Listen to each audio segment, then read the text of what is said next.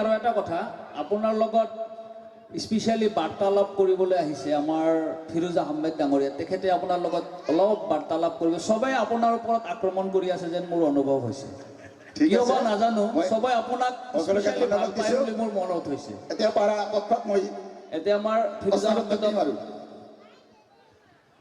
মাননীয় সঞ্চালক ডাঙৰীয়া মোৰ শিক্ষাগুৰু তথা আমাৰ বামুণনগৰ উচ্চতৰ মাধ্যমিক বিদ্যালয়ৰ প্ৰাক্তন অধ্যক্ষ আমাৰ মফিউৰ ৰহমান ছাৰ মোৰ এটা কথা অতীতলৈ যেতিয়া মই 1989 বা 90 চনত ক্লাছ 9 বা 10ত পঢ়ি আছিলোঁ ছাৰে আমাক বিজ্ঞান শিকাইছিল বিশেষকৈ ফিজিক্সৰ পাৰ্টটো আৰু মেথামেটিক্স পঢ়াইছিলে জেনেৰেল মেথামেটিক্স আৰু এডভান্স মেথামেটিক্স তাৰে মাজত ছাৰে যিবিলাক কথা আমাক কৈছিলে সকলো কথা হয়তো এতিয়া মই মনত নাই পাহৰি গৈছোঁ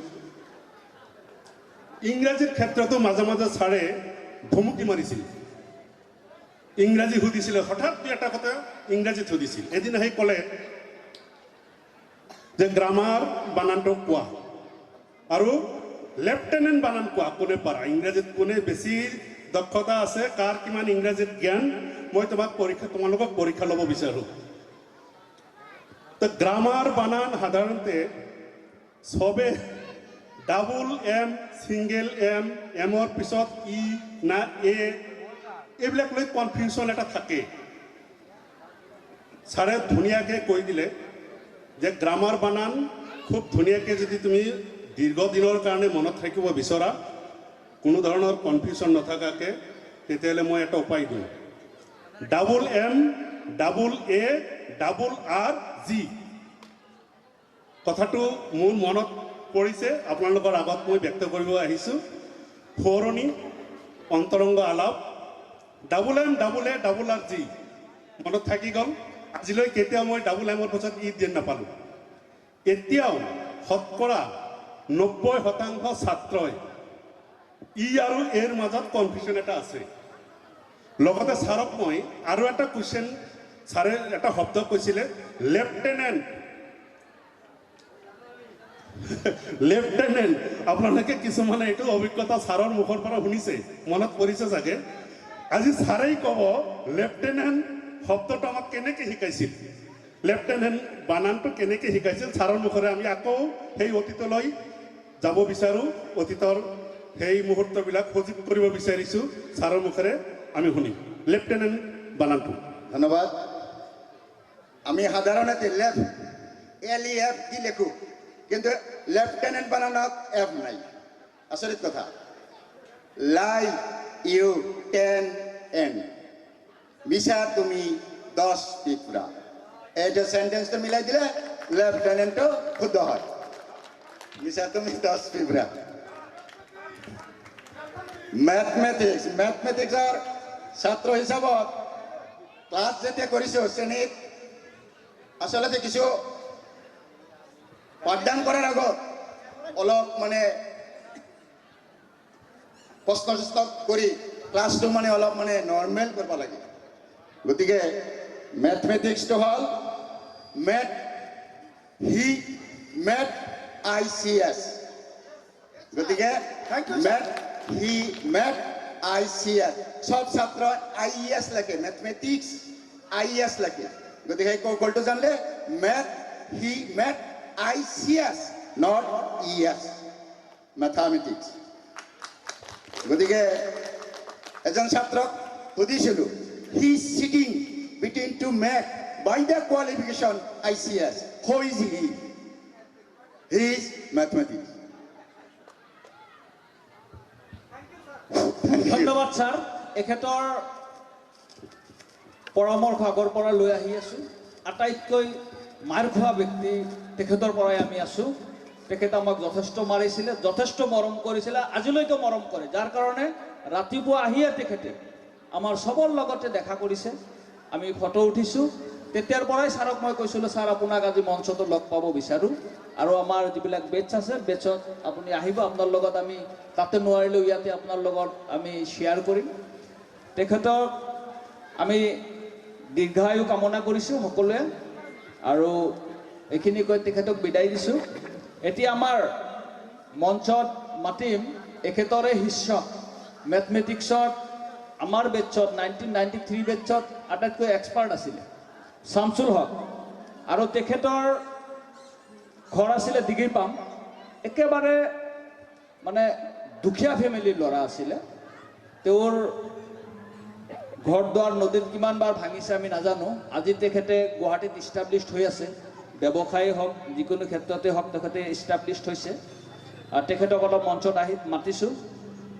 আৰু সাজু হৈ থাকিব লাগে আমাৰ আনোৱাৰ হুছেইন জুৱেল, ডক্টৰ আনোৱাৰ হুছেইন জুৱেল, এখেতে শামছুল হক।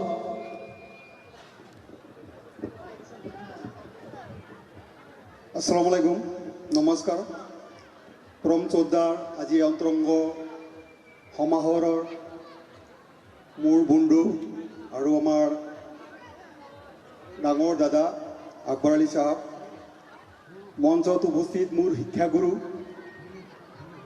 আমাৰ প্ৰতিটো বন্ধুই কৈ গৈছে যে সকলোতকৈ গালি আমিয়ে খাইছিলোঁ, আৰু সেইকাৰণে হয়তো আজি সম্ভৱতঃ আজি এইখন সভাত বা এই সমাৰোহত আমি ইয়াত থিয় হ'ব পাৰিছোঁ। আৰু আমাৰ সন্মানীয় মোৰ জ্যেষ্ঠসকল এই মঞ্চত উপস্থিত, মোৰ সন্মুখত থকা শ্ৰদ্ধাৰ জ্যেষ্ঠসকল, কনিষ্ঠসকল, সকলোকে মই মোৰ আন্তৰিক অভিনন্দন ও কৃতজ্ঞতা জ্ঞাপন কৰিছোঁ।